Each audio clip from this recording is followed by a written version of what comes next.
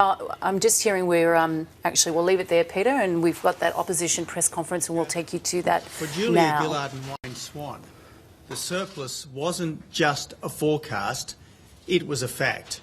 If you go to the Prime Minister's McKell lecture as recently as July, the surplus wasn't something that might happen, it was something that had happened. So this thing that was a fact just a very short time ago has now been dumped. And what this demonstrates is that you just can't trust this government to manage the economy, and you just can't trust this government to tell the truth. Now, this is a government which doesn't have an economic strategy. It simply has a political strategy, as demonstrated by this attempt to dump the surplus commitment on the eve of Christmas and hope that people somehow won't notice that yet again this government has betrayed a fundamental commitment. This government, before the last election, made two solemn covenants with the Australian people. The first was that there would be no carbon tax under the government I lead, dumped within weeks of the election. The second, there would be a surplus. Remember Julia Gillard's own words, no ifs, no buts, it will happen. She said that the day after she made the no carbon tax commitment. Now this second solemn commitment, this second covenant with the Australian people, dumped. So this is a government which you simply can't trust. You can't trust it on anything. You can't trust it on the budget. You can't trust it on borders. You can't trust it with the truth. You simply cannot trust this government. You simply cannot trust this Prime Minister. Now, if I may be economic for a moment, this surplus is not just some fine point of economic theory. This is not just a fetish of economic rationalists. As the government has been saying for 3 years now, the delivery of the surplus is absolutely vital for the long-term welfare of the Australian people. It's absolutely vital. The Prime Minister has said many times, the Treasurer has said many times, in order to reduce cost of living pressures on Australian families, and now, by the government's own admission, by the government's own statements, cost of living pressures will be increased because of the government's failure to deliver on the promised surplus. When it comes to the economy, this is a government which just doesn't get it. It fails to understand any of the fundamentals of economic management. We know this because we know its record. This is a government of high spending, new taxes and more regulation.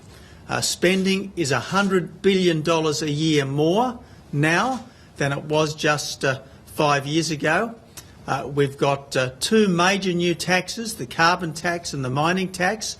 And we've got 20,000 more regulations than we had 5 years ago, despite the government's promise of one in, one out. So this is a government which has completely failed on economic management, completely, absolutely and utterly failed. Now for 3 years they've been boasting of this surplus. For 3 years they've been saying that this surplus was the badge of their economic credibility. Well, they don't have it anymore. They don't have it anymore.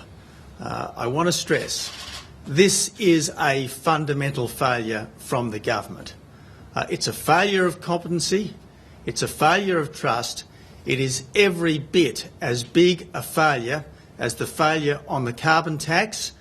We will pursue this government every single day until the next election on its failure to deliver a surplus. I'm going to ask Joe to say a few words and then I'll take some questions. But before I do, let me say that this humiliating, embarrassing, nervous announcement by Wayne Swan today completely vindicates what the Shadow Treasurer has been saying for 3 years, that they would never, ever deliver a surplus. Well, Joe, you are absolutely and totally vindicated. Okay, thanks very much, Tony.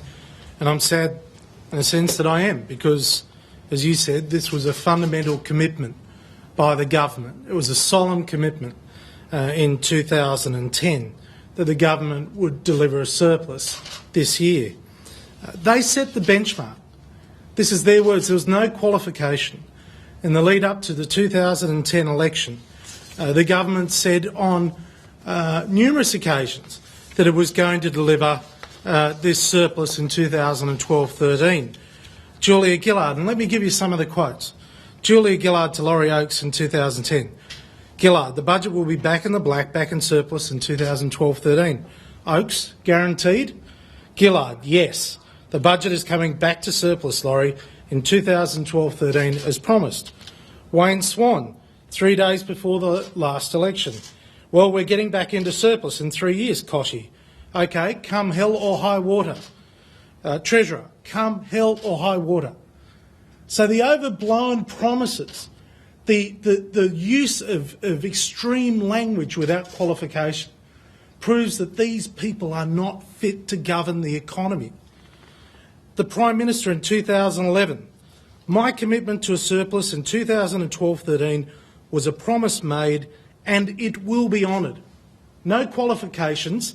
All the excuses Wayne Swan talks about, falling commodity prices, a high Australian dollar, nominal growth not being up to standard, somehow the GFC is ongoing all the time. I mean, none of these excuses used when they made these solemn promises. And of course, it was Julia Gillard who said you can't run this country if you can't manage its budget. Well, damn right. It's the Labor Party that said in 2008 it was going to have a temporary deficit.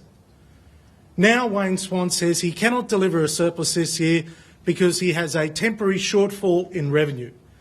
The revenue shortfall he has identified is 1% of this year's revenue. 1%. So what they've been doing is they've been doing everything they possibly can to try and meet the politics but not the economics. The bottom line is Labor can't hold back the waste, no matter what it is. $6 billion wasted on border protection, all the carbon programs that they've wasted so much money on, $900 cheques to dead people. The BER is still being rolled out. It is the waste that is part of Labor. It's the way they operate. It is not in the Labor Party's DNA to ever live within your means. But the tragedy of it all is that the debt is going to continue to grow. Wayne Swan promised solemnly earlier this year it wouldn't go past $250 billion. Today it's $256 billion. By having a deficit this year, it is going to go higher. It means our children have to repay the money. It means that they're going to have the greater burden than what we've had. We gave to Labor a government that had no net debt. It had money in the bank. And we, if we are elected next year, are facing over $250 billion of debt that we have to raise from the Australian community to pay back for Labor's waste and mismanagement. So, yes, we are upset about this. The Australian people will rightly be upset about this. Taking out the garbage 5 minutes before Christmas is the way the Labor Party operates. They're treating the Australian people with contempt. They think the Australian people over summer will forget the solemn promises.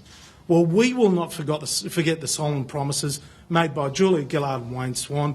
Enough is enough. They are the most incompetent government Australia has ever had. They are the most incompetent economic managers Australia has ever had. And it's their own benchmarks that they're breaking. And they deserve every bit of criticism they get and more.